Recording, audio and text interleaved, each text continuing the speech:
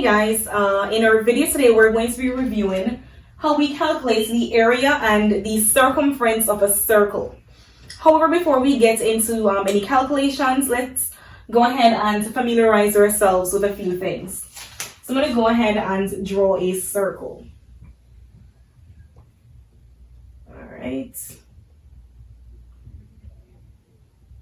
Alright, so when you think about the area of a circle, you're thinking about the entire surface or the entire space within our circle.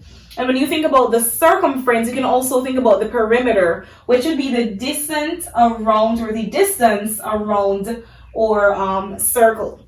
So before, again, we get into the calculations, we need to know first what a diameter is, what the radius is, because those are things that we're going to use when we're calculating both the area and the perimeter of a circle, or the area and the circumference of a circle. All right.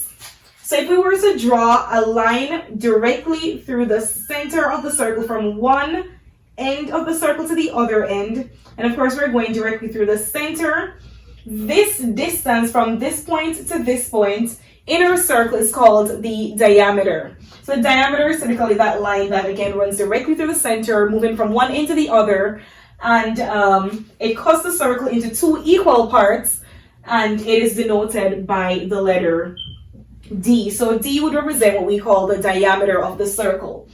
However, if we had a line, or if we were looking only at half of this distance, so we're looking from this point in the center to the end or the edge of the circle, we call this a radius, and of course the radius is denoted also by the letter R. So here, if you notice, by looking at this, you will notice that the length of the diameter is twice the length of the radius, or we can go ahead and write D is equal to 2 times our radius, or radius is the half of the diameter, so we can have diameter divided by 2 is equal to our radius. So either relationship is the same thing, and of course you can use them interchangeably. So again, here we have the diameter. It cuts the circle into 2 equal parts, and it runs through the center of our circle from one edge of the circle to the other edge, and the diameter runs from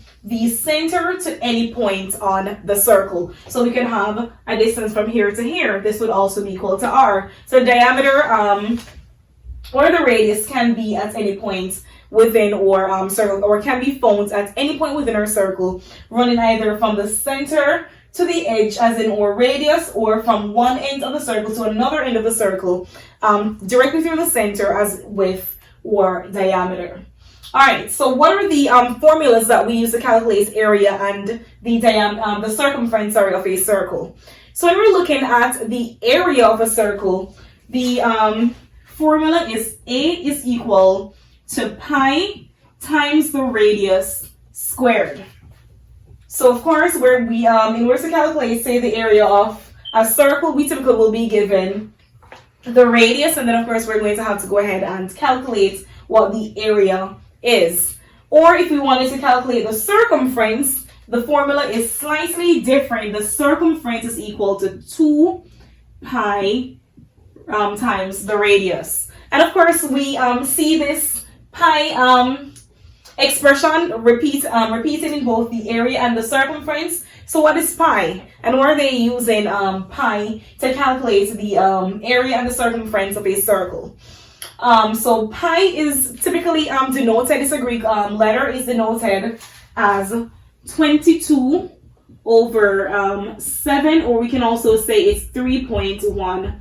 And of course those two things are an approximation of what pi is. So of course we're going to go ahead and use pi.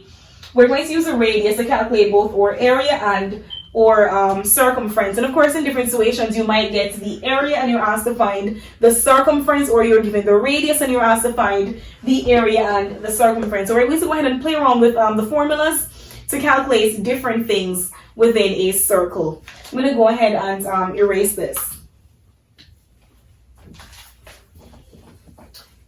All right, so I'm going to go ahead and rewrite the formula for area and the formula for circumference at the top. so that it is visible at all times.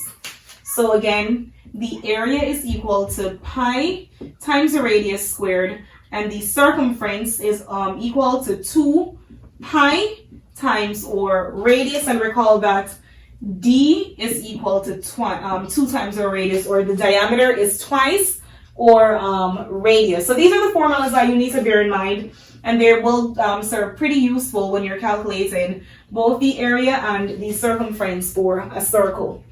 All right, so say for example, we're given this problem and we have, again, our circle, and we were told that our radius, that the radius of our circle is 7 meters. And we were given this radius and we were asked to find both the area and the circumference of this particular circle with radius 7 meters. So again, we know our formulas. We can just go ahead and plug 7 into our formula. We know again that our pi is either given as 22 over 7. So I'm going to go ahead and write pi equals 22 over 7, or it is equal to 3.14. And again, these two things are an approximation of what pi is. Pi is an irrational number, so it has a repeating decimal.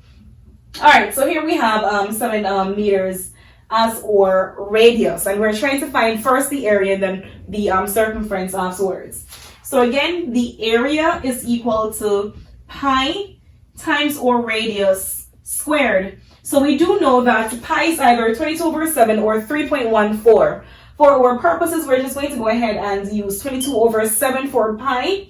So we're going to go ahead and have 22 over 7, and we're multiplying that by our radius squared. Our radius is 7, so we're going to have 7 squared, and of course 7 squared just means 7 times 7. So we have 7 squared, which is 7 times 7, so we have 22 over 7 multiplied by 7 times 7. 7 times 7 gives us 49 over 1. So now of course we can simplify, then we can go ahead and multiply across.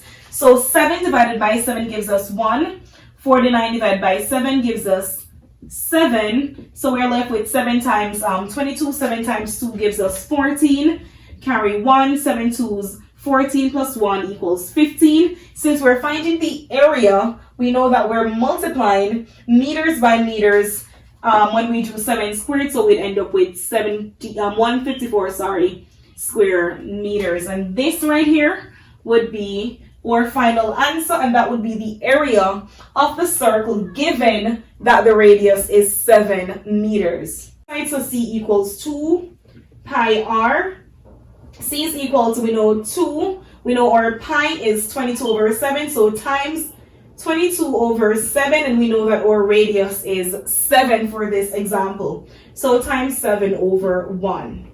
Alright, so we can go ahead and simplify, then we can multiply across in order to find out what our circumference is. So we have 7 cancels itself, 7 cancels itself, so we're left with 2 times 22, which is 44, and that would be 44 meters for our circumference. So in this case, our circumference is 44 meters and our area is 154 square meters, given that the radius of our circle is 7. All right, we're going to go ahead and do another example, but this time we're going to be given the area, and from the area, we're going to have to figure out what our circumference is and what our radius is. So I'm going to go ahead and erase this.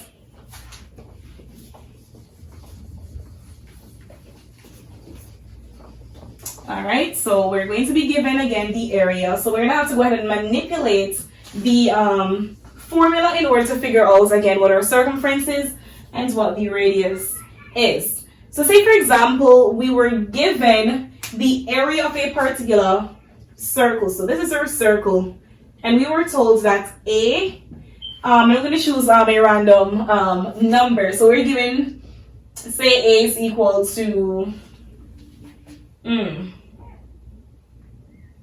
100, and say A is equal to 184. And that's just a pretty random number. And of course, say it's equal to 184 square units. And from this, we were asked to find the circumference and the circumference and the radius of that circle. All right, so we do know what the formula for area is. We know that A is equal to pi r squared. I'm going to go ahead and give our answers in pi units. Instead of using pi equals 3.14 or using pi equals 22/7, we're going to leave our answer in terms of pi. So we're not going to cancel pi, we're going to leave pi in our final answer. So here we know that A equals pi r squared, right? So here we know that our area is 184, which is equal to pi times the radius squared. All right, so now we're trying to solve for the radius, because in order to figure out what our circumference is, we need to know what our radius is first. So we have 184 is equal to pi r squared. So again, we're solving for r, so we need to move the pi away from the radius squared term. So here we're going to go ahead and divide both sides by pi, because we're multiplying, we have to do the opposite operation. So we're dividing by pi here.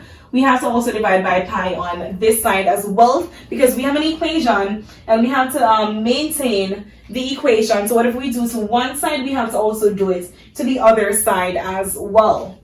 So here we have a pi canceling a pi. So we have 184 over pi is equal to r squared.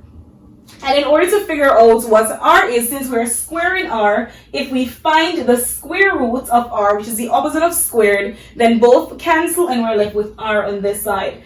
So we're going to do the square root of r squared. Whatever we do there, we have to do it here as well. So now r becomes, so I can go ahead and just rewrite this up here. So r is equal to the square root of 184 over pi, and that is what the radius of this circle would be equal to. And like I said before, we're going to leave our answer in terms of pi. We're not going to work this any further. We're going to just leave it as is.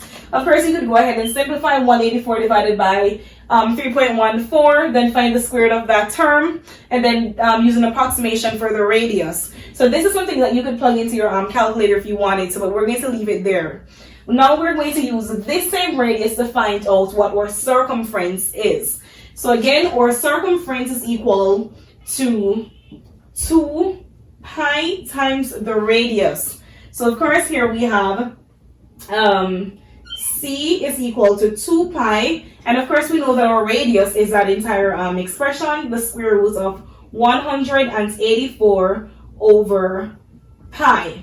So in this case, it just means that the circumference is 2 times pi. Again, pi is either 22/7 or 3.14, and we would multiply that by this expression, which is what we know that the radius is. So in this case, if we have the area, we can find the radius, and if we find the radius, we can plug the radius into the formula for finding the circumference, and we can also find the circumference as well. Again, this is something that you guys can do on your own. If you wanted to find the exact value for the circumference, you guys can do that. We're not going to really get into all of that. But again, even if you have the circumference, you can go ahead and solve for the radius. Find the radius from the circumference if you were given the circumference, and then you can plug your radius back into the formula for area and find the area as well. So it kind of just shows you how you can manipulate the equations or manipulate the formulas to find different things if you're given one thing and you're trying to solve for another thing. I really hope that this was helpful, and if you guys have any questions or concerns, make sure that you leave it in the comment section below. Thank you guys so much for watching.